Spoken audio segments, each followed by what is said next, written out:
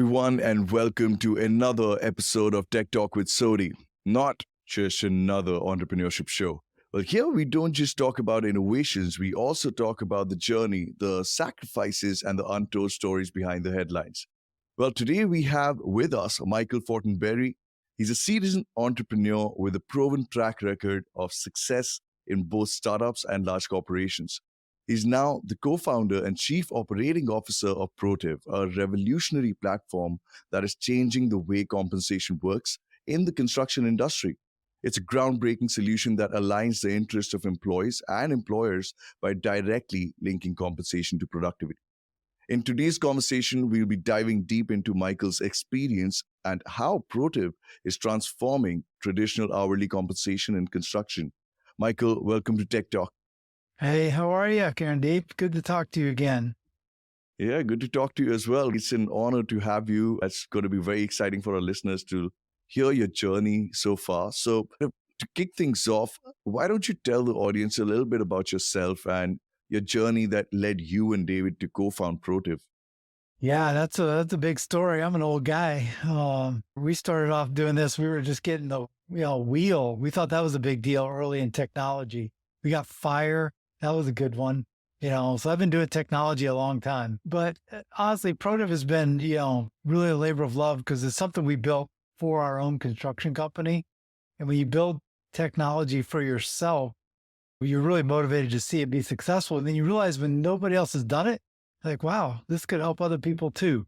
So our founding journey was one of solving our own problem and then realizing that a lot of other people had the same problem. So who knew? Now we had a software company too. Right. I mean, that's interesting because I know that throughout your career, you've founded and co-founded several companies across different sectors: construction, real estate, property, tech. So what drives your interest in starting new ventures? And especially, how do you even identify opportunities in diverse industries? Really two very interesting questions there. On the first side, I think you either have a DNA to kind of create from scratch. There's something about that 0 to 1 journey that is very unique. It's very special. You've kind of got to have a little bit of I don't know, maybe a screw loose, to try and do that. But for whatever reason, I've always felt comfortable with that blank piece of paper and trying to figure out what we're going to go do.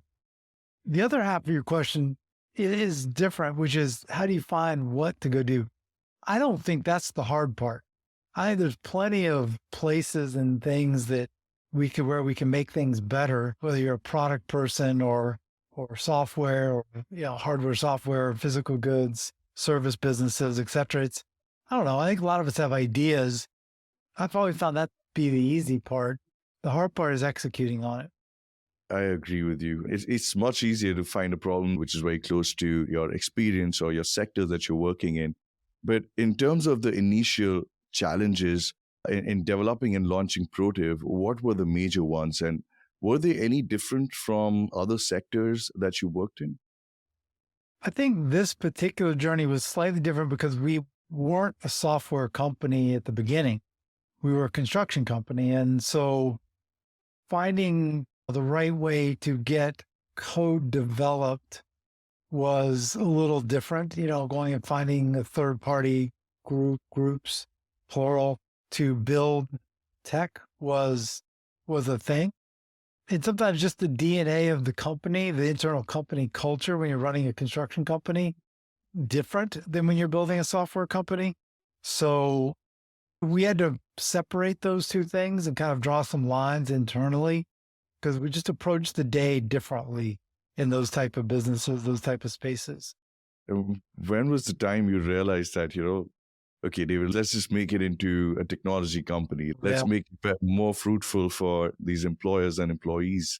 We had started building this tool internally. Originally, it was a spreadsheet and it turned into a Google sheet and a smart sheet and, small, like the Zoho platform for a while. All these kind of iterations of it as we grew. And somewhere along the way, we ended up with some software and a bigger platform. And it started having an impact on our business, on our financials. As we reached a point where we knew we were onto something. It had an impact for us. The real question is, well, would anybody else have the same value? So you start talking to people you know. In our case, it was other contractors. And we gave away the system for a while. It was barely an MVP, barely worked. I mean, it was just kind of, because you had to productize it, right? It was one thing as an internal thing. It turned into a product that you can hand someone, which is different. And Right. so we handed this thing out for a while, and it turned out other people saw some benefit from it as well. And I think it was at that point we realized, okay, if we're going to do this, we're really going to have to separate it. We spun the company out, raised a little bit of money, and started really creating the more efficient product side to it to scale. And since then, how long did it take you to come to a final decision of what you, I mean, because there are a lot of iterations to the product along the way. You pivot a bit, you understand and learn more what kind of features you want to add on to the product. How long do you think that journey kind of took you? Was it a couple of months, in a matter of months you realized, or did it take you a few years? So there was a point at which I remember we were sitting in a conference room with our whole system that we had built for ourselves. And we were trying to figure out, what do we delete out of this system to get it down to only the basic things it needs to be a product. And we were to take this out and take that out. Or what about this? And in the end, we came up with a system that was about a third the size of our overall platform. I will share with you now, the thing we have today is about 1% of what that original one was. We weren't even close to the level of cutting that needed to take place to get down to the thing. Because there was a lot of systems inside of our other system, but that we just didn't need to have in a product. They were superfluous, so they were unique to us, or other people did it better. So we just kind of honed in on the one thing that we did better than, in this case, unique, that nobody else did. That exercise probably took several months, and it just a realization that we needed a blank piece of paper and start writing code again from scratch. We couldn't cut enough out of our old system to ever get down to something thin enough. So we started over. We had to throw a lot of money away that we had spent, and it's kind of a do-over. That was when you're staring at, hundreds of thousands of dollars in development, realizing you're putting it in the trash cans, that's a lot to absorb emotionally. But we realized that it's the only way we're ever going to get there is start over. And so we started over. That would have been like November of 2021. Even as of this morning, David said something along the lines of, I think I figured out what the key is going to be. And it's just like, we're still learning every day what this is the part, this is the thing. Part of that is our journey towards product market fit isn't complete yet. We do know what it looks like, what it will look like when we get there. We're headed towards it, but we constantly find new approaches. I don't know if that ever really ends. It Right. probably shouldn't ever end. Yeah, I mean, the constant growth should be there, but I'm sure it must be very painful to see that all that you built and you were envisioning had to go all out the window, and now to work on a new product or start from scratch. Not even new product, but a much shed down version of it. What I take from it is that it's much tougher to understand what the market needs as an MVP to have or understand a product market fit, in at least in initial phases, or just by taking constant feedback from the market, from the consumers. Well, I think that our understanding of what even product market fit was mistaken early on. And I've done this before, and so you would think I was kind of figured out. I think partly because we didn't understand the scope of the market. We saw it through our lens. So we saw the world through the lens that even using it as our own customer, we still only saw the world somewhat through that lens. And as you put it in front of other people, you realize other people use tools in different ways. They have different problems. They have different metrics, the different ways they operate that would be unique. In our space, we did large-scale multifamily renovation. Our projects ran 3 or 4 days to 3 or 4 weeks on average, handful of people working on it. That was a typical window for us. If you go and sell I have the same problem as a landscaper, and I'm going to go sell them a solution. They have hourly workers, they have budgets, but they do 20 projects in one day that start and end in one day. They're mowing lawns all day. The very different way that they look at creation of a job, close out of that job, quality control. How do I manage production and quality, incentivize those things? Then you flip the other side, you find a company that builds roads and they're going to spend 2 years with 35 people building a road through Saskatchewan. It's just a different view of the same problem. They have the same problem. We have the same Right. solution, but the way they interface with it's very different. So product market fit is a more elusive thing than what we really originally thought it was going to be. Yeah, certainly. I think it might vary from industry to industry, but also coming down for our listeners to understand in terms of teams and the people who are working to achieve this entire goal. I mean, you've led and managed teams across, various sizes across different companies. What's your approach to building and motivating your team or a high performing team, particularly in this startup environment? So people throw out the term company culture a lot. I don't think a lot of people understand what is that. If you say, what is company culture? A lot of people will just stare blankly at you a bit. Think of your company culture as your personality. Are you easygoing? Are you strict? Do you put the work first or do you put your people first? I think it's really important for your whole team to understand, especially your mid-management group, what is our culture? Because if they understand the culture, then they can apply the cultural precepts to decision-making that they make when you're not standing there. What are they going to do when you're not there? How are they going to act? How are they going to problem solve? What choices are they going to make? How are they going to talk to their coworkers? How are they going to interface with customers? If you don't have your culture defined, you end up with a haphazard execution on sometimes very important things. Some companies might say, you know what, we're going to put our people first because we care deeply about our employees. And so if we have a product launch coming tomorrow, but Bob's daughter has a dance recital, we're going to make sure Bob gets to his daughter's dance recital because our people come first. You might alternatively say, you know what, we're so committed to our product that we're sacrificing going to our daughter's dance recital to get our product out. What's your culture? How do you guys view that? And how does your team approach that? Neither one of those is right or wrong per se. You can make strong arguments for both of those being a very big companies that operate in both of those spaces, but they're different. And I think it's important that you build a company culture that reflects the values that you have as the leadership team. And then you can, from that, get execution that's more consistent from your overall organization. Right. But I do believe that one of those will have a different kind of motivation level in terms of, loyalty. I mean, if you put people before work, mostly when it's a dire situation where they need the support more than the company or the product needs the support right now, when they are the ones who's building it, I'm sure that might have a bit of an effect on the motivation for your team to be loyal to the company, keep believing in the same goal as you are. So that's just my take on it. But I completely agree with what you just said as well. It is the personality of the leadership. That's what, flows down into other levels of or hierarchy of management as well.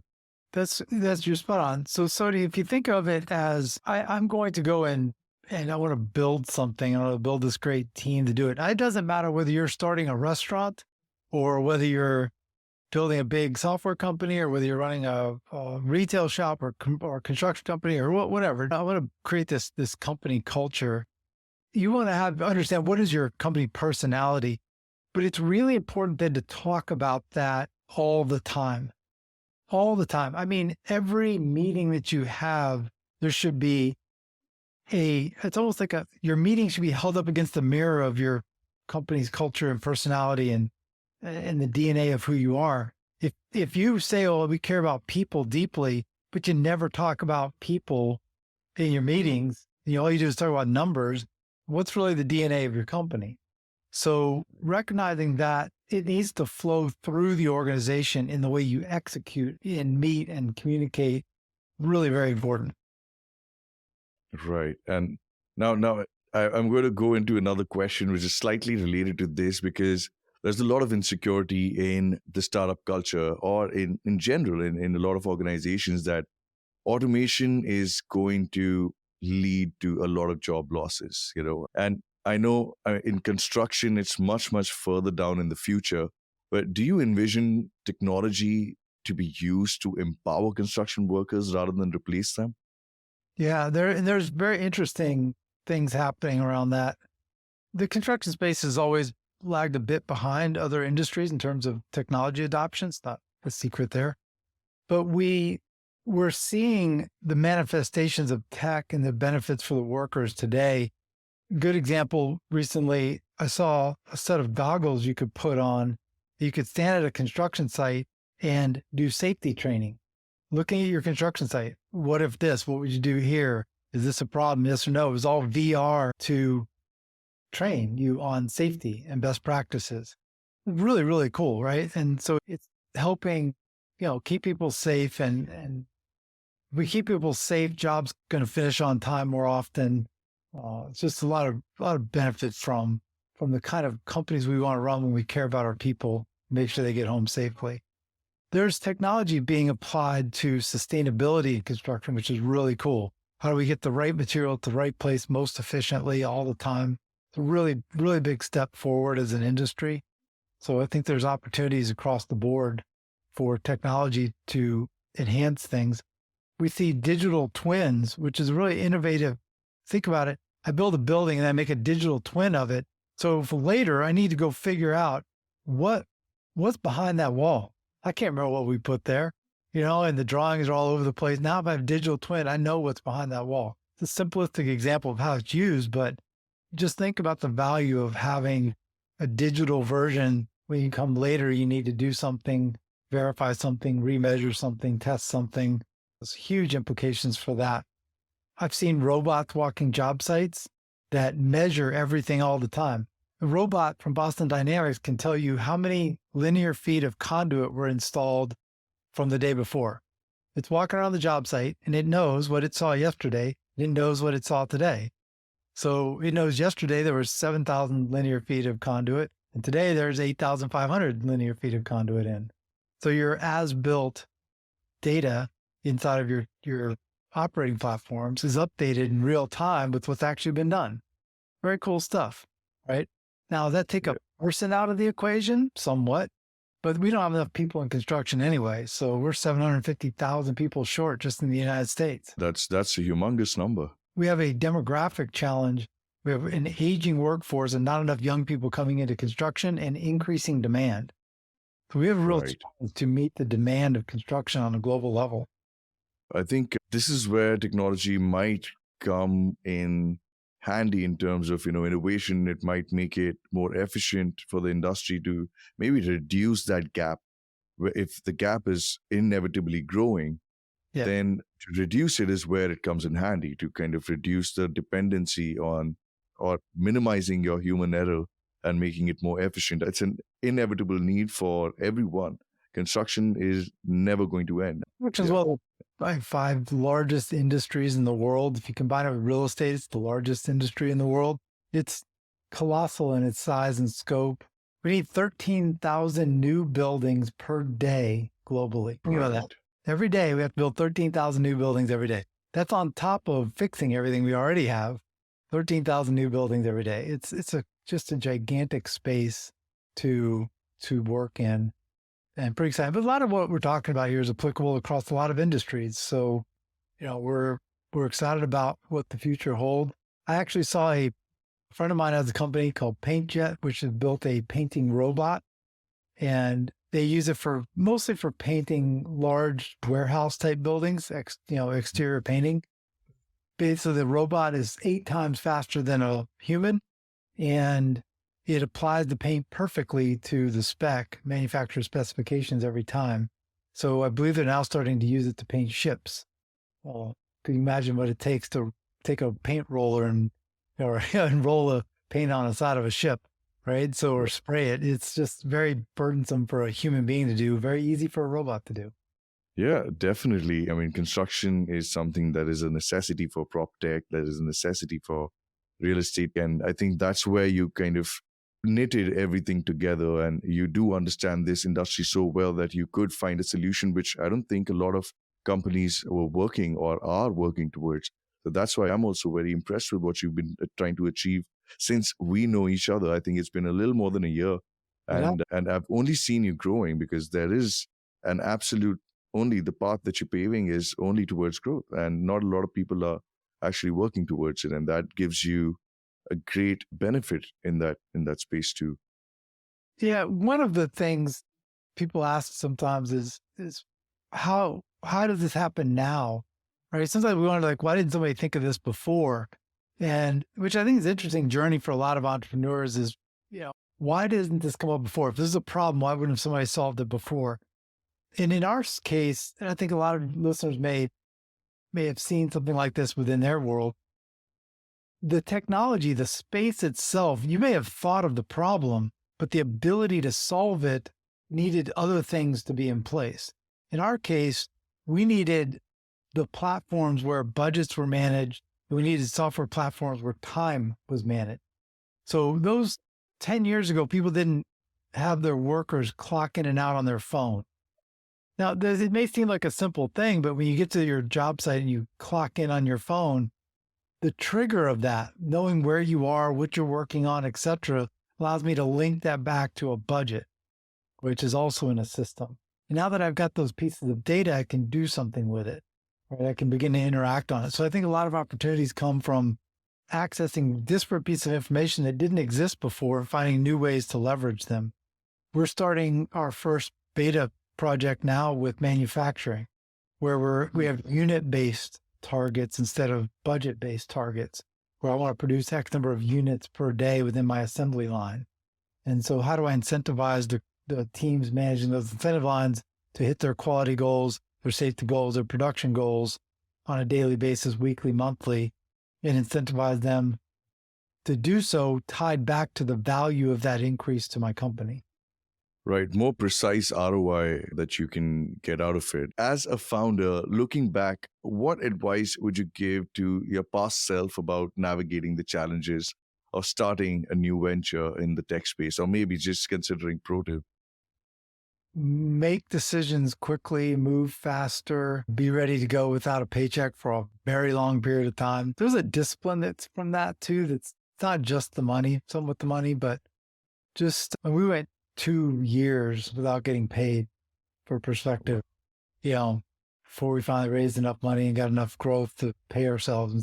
Even now, we don't pay ourselves very much 2.5 years into this. And I would suggest but move fast, go fast. Like speed is your friend, and you need to iterate quickly. You need to talk to a lot of customers.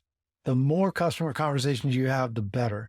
And a lot of credit to David. David carries a lot of that in our organization as far as cycling back to our customers nonstop, getting feedback, getting more feedback. We noticed you're not using this. Why not? What can make it better? Do you think it'd be useful? Talk about your features. Would you pay for this? Would you pay for this? Get people to tell you they'll pay for something before they build it for them. If someone says, hey, I really wish your system would do X. If I build that, will you give me another $1? Is it worth another $1 to you? Oh, find out. Oh, not that important. Well, maybe you don't want to build that yet. So really can't emphasize that enough. To go quickly, talk to your customers, and be ready for the sacrifice, because it's no easy journey. The stats on success in this are so bad that anybody's got to be crazy to start a company. They want to try and think they're going to take it public or M&A or something. Only about 25% of venture capital funded companies ever have an exit. Think about that. That means after someone is giving you millions of dollars, do you ever have any kind of an exit? Only 25% of the time. It's really hard to pull this off. Really stupid hard. Like, it's crazy. You want to take a company public? Good luck. Really, the stats are better off saying, I think I'm going to go build my own moon rocket, and go walk around on a different planet. That's about the same level of complexity. So it's hard, but the journey is pretty cool. You get to build something new that nobody's seen before. Right. first to reach a level of success is 1 or 2 out of 10 in the startup ecosystem, and then going public or having an exit is 1 out of 4. I think, yeah, definitely. I think it's a very challenging space to kind of venture into. So for our listeners who are budding entrepreneurs or early stage entrepreneurs, they can learn from it. They can do so much and apply it in their early stages to understand or keep their expectations in check or on track, in terms of getting paid. Maybe today is not a good day to get paid, or this year is not a good year to be paid. But Yeah. let's just put the money back into the business. Let's see, maybe we get a way better return than what we missed out in the past 2 years. So I think there are a great couple of learnings. Yeah. Yeah. One other piece of advice: if you're out there and you're starting your company and you're hiring your first group of people, you better make sure the first big group of people you hire, that not one of them needs to be told how to do their job at any level. You need to hire people who already know how to do what you're hiring them to do and can tell you how to do what they're doing. Because if you have to direct them, it's just not the right hire in an early stage company. You need to hire into your company culture. But I'm telling you, it is critical you hire people that already know what I'm going to go do. Like our customer success guy, he knows so much more about building a customer success team than we do. He just does it. Our first sales guy we brought in, he's already been a SaaS software sales guy. He already knows how to do this stuff. Head of marketing, she's been there, done it. Our new CTO guy, this guy runs circles around us. He's so good at what he does, right? So he opens our eyes when they speak. When all of them talk, it's like, wow, so glad we hired that person. Those are the only people you can hire when you're first starting. Anybody else is just you just can't. There's no scenario where having to teach is the right scenario in a startup company. You need people who already know. I absolutely agree. Very insightful. Honestly, it's very insightful. Even for me, who's tried to start a tech startup way back in 2017 or 16 then. I mean, I wish, these were the learnings I would have had then, because I went on that journey alone. I went and tried to build something alone, trying to do everything myself. And there was a partner I tried to get on board, but I needed a technology guy. I did not need a business guy. So, I mean, it was not very fruitful. It was just we were splitting the tasks that I could have done. I needed somebody to do the other KRAs, the other responsibilities. You see a lot of founder teams that are one person operational, one person tech. I get why that happens. And I don't think that's not necessarily a bad structure. If you can pull that off, kudos, whatever, 2-3 people break that up. I think it's important. And what David and I have is different. What I credit him, and this is a little grayish, but he carries a lot more detail, whereas I am less so. I tend to go like all over the place, and David is really down the spreadsheet kind of thing. And I think that's an important piece. You can't have two people who kind of are haphazard and throw things against the wall and move without thinking. You also can't have two people that are so in the details that they never go. They never take some crazy step, right? And push the envelope and risk, right? You've got to have both a bit, I think. And so I think Dave and I have made a good team in that respect. Be ready to argue, be ready to debate, and circle back after you've had time to think about it, and know that you're on the right team is critical. Yeah, definitely. It's been really, really interesting talking to you. Coming back to you, this is with my last question. This is very personal, like of your hobbies, and what I learned very recently is that you had a passion to captain private yachts as a hobby, and that's where you met your wife. And it's fun to know that, because we've had a very different kind of relationship in terms of profession, and this is something I was very excited to hear about and learn about. But given your hobbies, your personal life, and this whole high demanding startup culture, and it can be very significant an impact on your life, right? How do you manage your work-life balance? And I think this is very important for a lot of founders who are like, okay, I'm gonna go all in. I will leave every friend, family member for a couple of years. I'll put in everything I've got. Is it necessary, or is there a balance that you can strike and try to maintain that? Whatever whatever part of that you're gonna pick, make sure it's sustainable. Right. So I found that we have a sustainable process. My wife and I communicate well. Now we're fortunate. We actually like being around each other. So she comes and helps with a lot of what I do. A lot of your team has met my wife because she comes to events, over there with the Kiwi Tech team, and they've met her and it's wonderful. And I help her with her business. So we work with each other a lot. And if you come to a trade show and see us, my wife is probably in the trade show booth with us and talking to customers. She knows our story. So what we've done that works for us is we just do everything together. She knows I'm on this podcast today with you because I told her I was going to be doing it. She was excited for it. And so if I'm working till 8 o'clock at night in the office, she knows right where I'm sitting. She is a member here at our little workspace. So she comes up and works up here as well sometimes. And so we've just weaved our life together in a way that it doesn't feel like we're separated. And I think that has worked for us. I've certainly met a lot of people who sacrificed relationships, et cetera, to the altar of building a business. I don't know that that's a requirement. In fact, I would challenge to say it's not, you don't have to fall into that trap, but you do need to go into understanding the hours that are required. I am usually here. I usually see the lights come on, and there's probably 30 companies in this space we're in. And I'm usually the one that turns the lights on in the morning, and I frequently see the lights go off at night. So with 30 different companies all doing their own things around this kind of co-working space here, that's kind of the price of fame.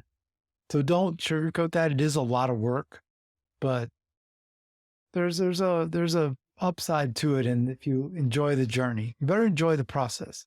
That's amazing, honestly. Oh, Michael, honestly, thank you so much for your time. This has been really great a conversation, personally. And in general, I think there's so many insights and so many things that you spoke about that a lot of young entrepreneurs can take from and learn and implement in their own journeys. Thank you so much for this conversation. Thanks a lot for your time today. So I hope you'll get out to visit us here soon, and really appreciate you having me on here today. Of course. Thank you. And thanks a lot. And yeah, good luck with your journey with Protiv. And I really wish to connect with you soon. Thank you. And now for our listeners, if you're an entrepreneur and you're looking ways to improve your construction business and empower your employees, then Protiv is definitely worth checking out. So head over to that website. It's at www.protiv.com. It's Protiv. The link is in the description. Thanks for listening in. And until next time, keep innovating, stay curious, and keep talking tech. Thanks a lot.